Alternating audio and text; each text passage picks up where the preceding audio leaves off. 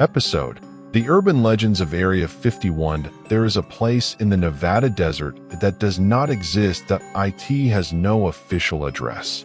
For decades, it appeared on no government maps.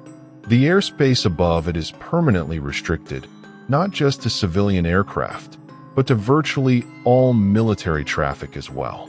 The land surrounding it is patrolled by armed contractors who operate under rules of engagement that have never been made public. Motion sensors, buried in the desert floor for miles in every direction, detect footsteps. Cameras mounted on unmarked posts track movement before you ever see the fence. And the fence itself, the one with the signs that say use of deadly force authorized, that fence is not the perimeter. That fence is just where they want you to stop. The actual facility is miles beyond it. This place has been the subject of more classified government programs, more declassified revelations, more confirmed cover-ups, and more unexplained reports from credible witnesses than any other location in American history, and we still don't know what's inside it. This is Area 51. And the truth, the parts that have been confirmed, the parts that haven't, and the parts the government has gone to extraordinary lengths to make sure you never think to ask about, is stranger than anything Hollywood has put on a screen. Part 1. Introduction. There is something specific about Area 51 that separates it from every other location associated with conspiracy theory and urban legend in America. Most conspiracy theories exist in the gap between what happened and what can be proven. The claim outruns the evidence, and the legend fills the space between them. Area 51 is different. Area 51's legend was built, piece by piece, from things the government confirmed only after decades of denial. Revelations that consistently turned out to be stranger than the cover stories used to conceal them. Every time the official narrative shifted, what replaced it was more extraordinary than what had been claimed before. The U-2 spy plane, the State Route 71 Blackbird, the stealth technology that made the F-117 Nighthawk invisible to radar. These are programs that were developed at Area 51, denied for years as UFO sightings and weather phenomena, and eventually declassified to reveal aircraft so advanced they were, at the time, genuinely beyond the comprehension of the public that was being lied to. Which raises the question that everyone who has spent serious time studying this place eventually arrives at: if what they admitted to is that extraordinary, what are they still not admitting? Part 2. Background. The story starts as so. Many strange American stories do. In the aftermath of World War I in 1947, the United States was rapidly transitioning from a wartime footing to a Cold War posture. The Soviet Union had detonated its first atomic bomb 2 years ahead of American intelligence estimates. The military-industrial complex was expanding at a pace and in directions that could not, for national security reasons, be done in public view. The CIA, established in that same year, needed a place to test things. Things that could not be seen. Things that could not be explained if someone happened to look up at the right moment over the Nevada desert. In 1955, CIA officer Richard Bissell and Lockheed engineer Kelly Johnson flew over the Nevada test site in a small plane, looking for a location isolated enough for covert flight testing. They found a dry lake bed called Groom Lake, flat, remote, surrounded by mountains that would obscure sight lines from nearby roads, and close enough to existing restricted zones that additional security could be layered over it without drawing attention. Bissell sent a memo to then CIA Director Allen Dulles recommending the site. Dulles approved it. President Eisenhower personally authorized its use. The installation was designated with the operational security label used by the Atomic Energy Commission for land parcels in the area. The parcel adjacent to Groom Lake was labeled on AEC maps as Area 51, but the name was bureaucratic. Arbitrary. It stuck. And what was built there, beginning in 1955, was unlike anything that had existed in American military infrastructure before. Part 3. The complete story. 1955 to 1960. The U-2 program, the first major program run out of Area 51, was the Lockheed U-2, a high-altitude reconnaissance aircraft designed to fly at altitudes so extreme that Soviet interceptor aircraft couldn't reach it. The U-2 could photograph Soviet military installations from the edge of the stratosphere. It was, for its time, a technological marvel with no equivalent anywhere in the world. That it was also, at altitude, highly visible. A silver aircraft catching sunlight at 70,000 feet, trailing a contrail across the sky at dawn or dusk, was striking enough to generate thousands of UFO reports from the Nevada, California, and Arizona public throughout the late 1950s. The government's response was not to explain the aircraft. Its existence was classified. Instead, Project Blue Book, the Air Force's official UFO investigation unit, was quietly instructed to attribute a significant percentage of the reports to natural phenomena or misidentified conventional aircraft. They were lying. They knew they were lying. And they continued lying for years. This is not a conspiracy theory. This is documented. The CIA's own historical review, declassified in 1998, states explicitly that a large proportion of UFO sightings during the late 1950s and 1960s were attributable to U-2 and later State Route 71 overflights, and that official government policy was to deny this. Let that land for a moment. The United States government ran an official UFO investigation unit, whose documented function included the deliberate misclassification of sightings it knew to be classified aircraft. The investigators were not looking for the truth. They were managing the cover story. Now ask yourself, if that was the policy then, what is the policy now? 1960. The Gary Powers incident on May 1st, 1960. U-2 pilot Francis Gary Powers was shot down over the Soviet Union while on a reconnaissance mission. The Eisenhower administration initially denied the aircraft's existence and purpose. The Soviets produced Powers, alive, at a press conference along with wreckage of the plane. The cover story collapsed instantly. Eisenhower was forced to publicly acknowledge the program. The exposure of the U-2 was the first major crack in the wall that Area 51 had been built behind. And it established a pattern that would repeat itself across the following decades. Deny, deny, deny, until the evidence becomes undeniable. Then acknowledge the minimum necessary and draw the curtain closed again. 1964 to 1968. Oxguard and the SR-71, the U-2 successor, was even more extraordinary.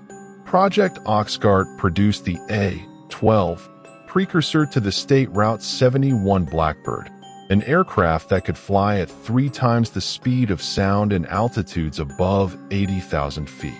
Its titanium frame, its radar cross-section reduction features, its engine technology, all of it was so far beyond contemporary aviation that test pilots described flying it as a genuinely alien experience. The State Route 71, the publicly acknowledged variant, held the airspeed record for a piloted aircraft for decades after its retirement. The classified variant, the A-12, was faster, and here is the detail that most accounts leave out. During the Oxguard program, there were aircraft incidents over the test range that the pilots themselves could not fully explain. On at least 3 documented occasions, A-12 test pilots reported being paced, matched in speed and altitude, by objects they could not identify and that did not appear on radar. One report, filed by a pilot with an unblemished record and decades of flight experience, described an object that altered its flight path in a manner inconsistent with any known aerodynamic principle. These reports were filed with program security officers. They were classified. They remained classified. 1967.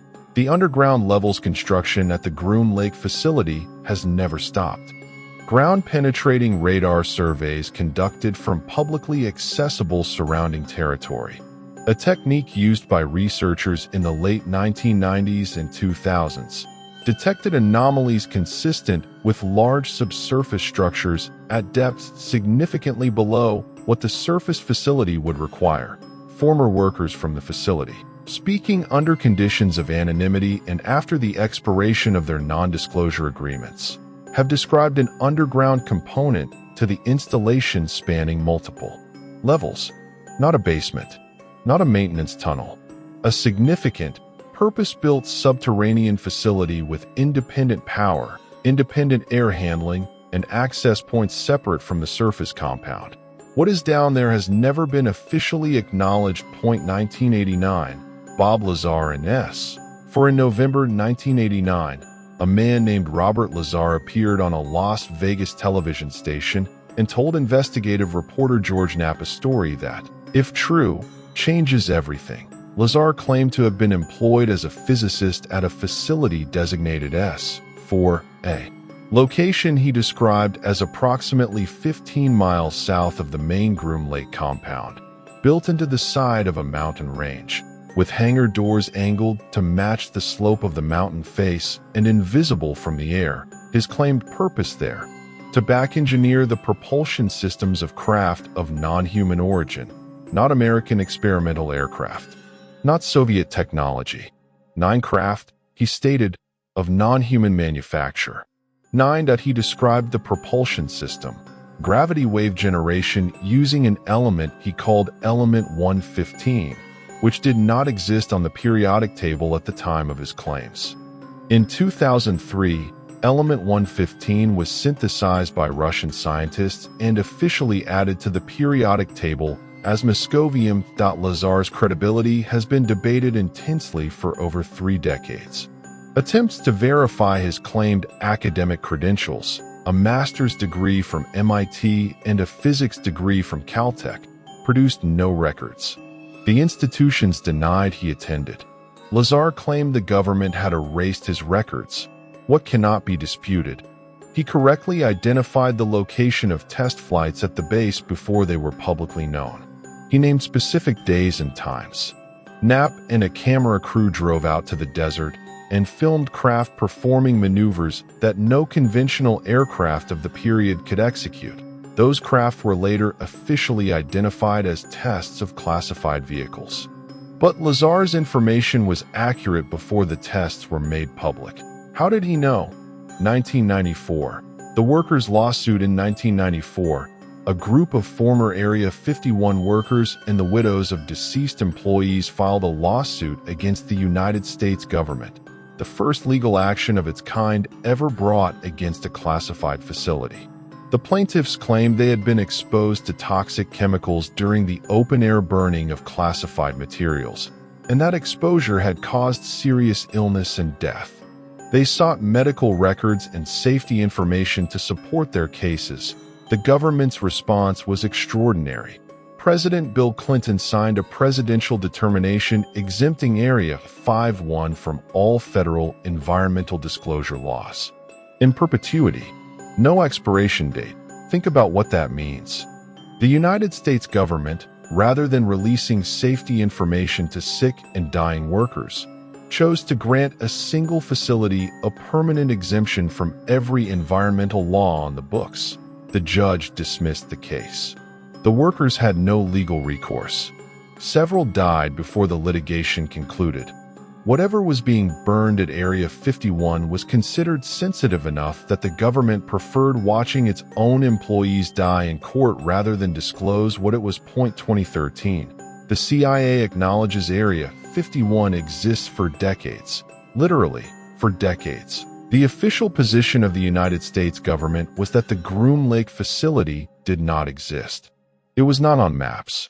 It was not acknowledged in congressional testimony. It was not referenced in public budget documents. In August 2013, the CIA declassified a set of documents relating to the U-2 program. Those documents contained, for the first time in any official government record, an explicit acknowledgement that the facility existed, referred to by its geographic coordinates and the name Groom Lake. Area 51 was officially confirmed to exist in 2013, but not 1955, when it was built. not the 1960s, when the U-2 sightings were generating national headlines. Not the 1970s or 1980s or 1990s. 2013 that everything before that acknowledgement, every denial, every press briefing, every congressional response, was a lie maintained at the highest levels of the United States government for nearly 60 years.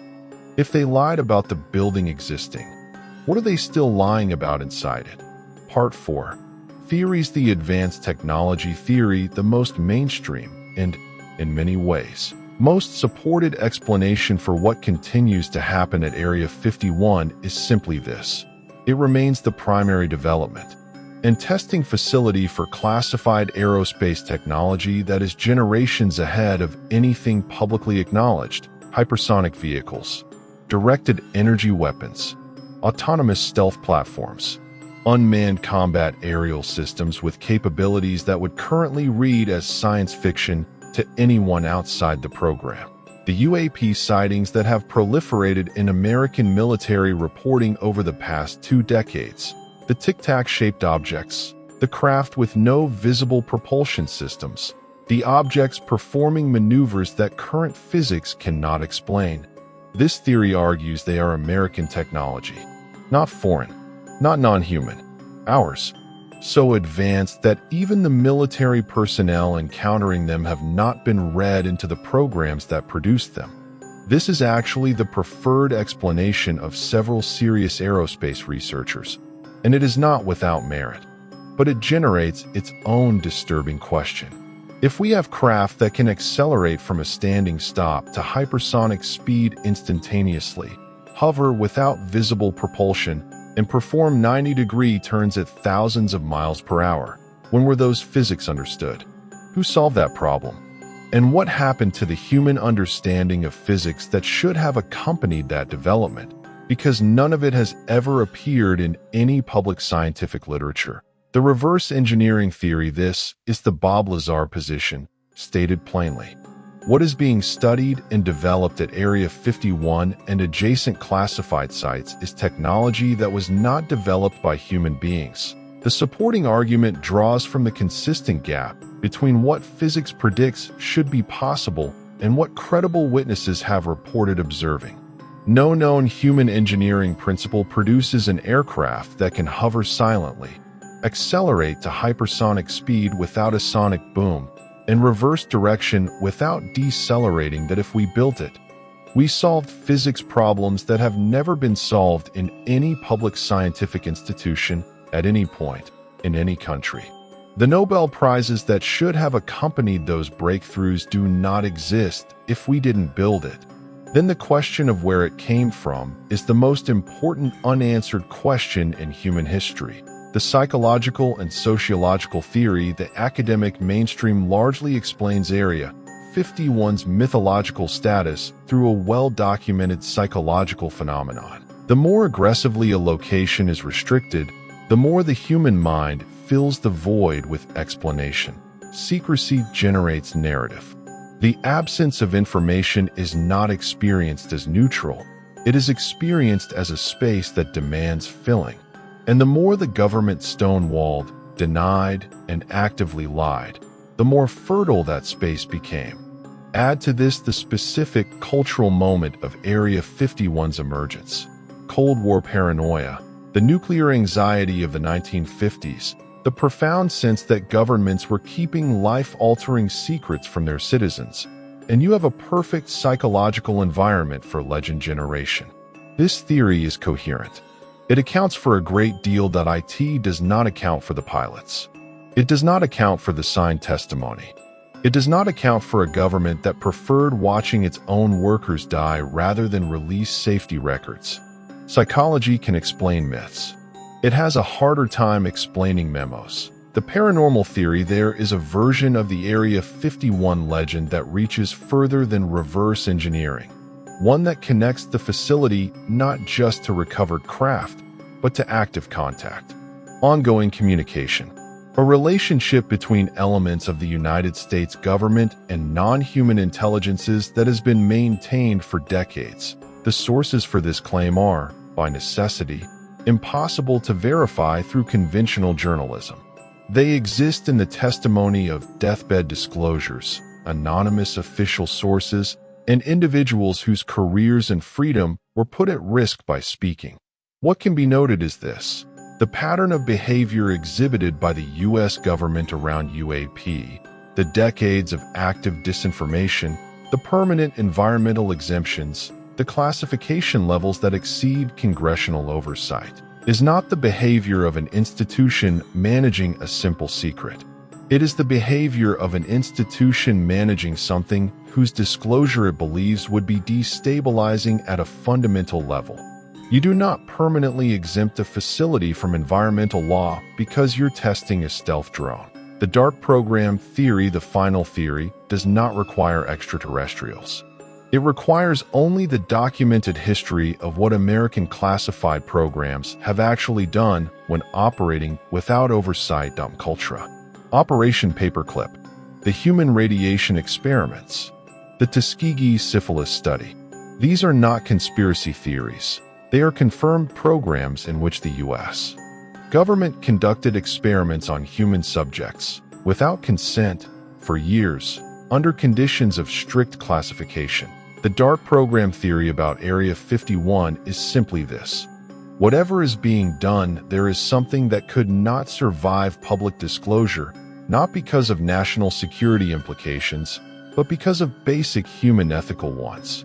The workers who burned classified materials in open pits and developed unexplained cancers. The fact that their families were denied medical records. The fact that a sitting president signed a document exempting the facility from all environmental accountability. Whatever was burning in those pits, whatever those workers were exposed to, was something the government considered more sensitive than the lives of the people who handled it. Part 5. Deep analysis. Let's be precise about where the official story breaks down. Because it breaks down in specific places, at specific points, in ways that deserve clear examination. The government's acknowledged use of Project Blue Book to deliberately misclassify known aircraft sightings is documented. This means there exists a confirmed historical precedent for a U.S. government program whose stated purpose, investigating UFO sightings, was, at least in part, a mechanism for managing a cover story rather than finding truth. That is not an accusation. That is what the CIA's own declassified review states. The workers' lawsuit and the presidential exemption is documented. The exemption exists. The deaths occurred. The court found against the plaintiffs. This is public record. The 60-year denial of the facility's existence is documented. The facility was confirmed in 2013. Everything prior was denial. And here is the contradiction that has never been adequately addressed. In 2017, the New York Times reported on the Advanced Aerospace Threat Identification Program, a Pentagon program studying UAP that had been kept from public knowledge and, crucially, from the knowledge of most of Congress. The program had a classified budget routed through a defense contractor. It had produced video footage of craft performing maneuvers that Pentagon officials, on record, could not explain. In 2023, under oath, before Congress, multiple witnesses with verifiable security clearances described programs that specifically involved recovered materials of non-human origin being stored and studied at facilities that matched the geographic and operational description of what former workers have described at Groom Lake and the S4 area. These witnesses were not charged with making false statements. If they are lying under oath before Congress, with no apparent consequence and no apparent motive. Lying to Congress is a federal crime. Nobody has been charged if they are telling the truth. The implications extend far beyond Area 51. They extend to the nature of what human civilization actually knows about its place in the universe, and who has been authorized to know it. There is no comfortable middle ground. Part 6. Modern implications. Area 51 story is not a Cold War relic. It is actively unfolding right now. The ARO, the All-Domain Anomaly Resolution Office, is a permanent body within the Department of Defense, established in 2022, with a congressional mandate to investigate UAP and report findings. Its existence was not voluntary. Congress established it because enough members believed that the existing oversight mechanisms were insufficient to get truthful information from the relevant agencies. Congress created a watchdog agency to watch the agencies that are supposed to be watching the sky. And that watchdog agency has already reported, on record, that it has encountered resistance from within the intelligence community in obtaining relevant information. In 2024, NASA established its own UAP study group, producing a report that acknowledged, in the careful language of a government scientific body, that a subset of UAP reports cannot be explained by any known natural or human-made phenomenon. NASA said that. Officially, in a published report, the conversation has moved. The question is no longer whether the government has been studying this. It has. The question is no longer whether there are objects in American airspace performing maneuvers that our physics cannot currently explain. There are. The recorded footage exists. It is declassified. You can watch it. The question that remains, the question that everything currently points toward but nothing has yet definitively answered, is whether what we are observing represents the outer edge of classified American technology, the technology of a foreign adversary, or something else entirely. And the specific, narrow, uncomfortable piece of that question that traces directly back to Area 51 is this. If it is something else entirely, if even part of what the congressional witnesses described is accurate, then there is a group of people operating within the United States government who have been managing that knowledge for decades, deciding who knows, deciding what gets released and when, deciding that the rest of us, including most of Congress, including the president and most administrations, do not need to know. That decision was made by someone. It is being maintained by someone. Right now. Part 7. The final question. There is a road in Nevada called Nevada State Route 375. In 1996, the state officially renamed it the Extraterrestrial Highway. There is a mailbox near its intersection with a county road that has become, over the decades, a pilgrimage site. People leave notes, photographs, objects, messages addressed, half jokingly and half sincerely, to whoever might be inside the restricted zone to the south. In 2019, a Facebook event called Storm Area 51, They Can't Stop All of Us, was created as a joke. 2 million people RSVP'd. The U.S. Air Force issued an official warning statement. The event was relocated, turned into a music festival in a nearby town, and attracted thousands of people who made the drive out to the Nevada desert, not entirely sure whether they were attending a party or expressing something they couldn't quite name. The government was rattled enough to respond officially to a Facebook meme. That tells you something about how thin the wall has become. The documents that were classified are being declassified, piece by piece, and each piece reveals that the official story was less complete than the previous official story. The witnesses are speaking, on record, under oath. The watchdog agencies are being created by a Congress that no longer trusts the agencies it is supposed to be overseeing. Something is shifting. Something that has been held in place for a very long time is beginning to move. Area 51 was denied until it wasn't. The U-2 was denied until it wasn't. The ADIP was denied until it wasn't. The pattern is consistent. The only variable is the timeline. So here is what I want to leave you with. Every major revelation about what happens at Area 51 has followed the same arc. Deny, deny, deny, and then acknowledge what can no longer be denied. While the next layer of denial is already being constructed behind it, we are somewhere in that arc right now. The declassified footage, the congressional testimony, the permanent government offices, the NASA report, these are not the end of something. They are the beginning of a disclosure process that is moving at its own pace, on its own terms, managed by people we did not elect and cannot name. The question is not whether there is something left to reveal. The question is whether we will be told, or whether we will have to figure it out ourselves. What do you believe is inside those walls? And more importantly,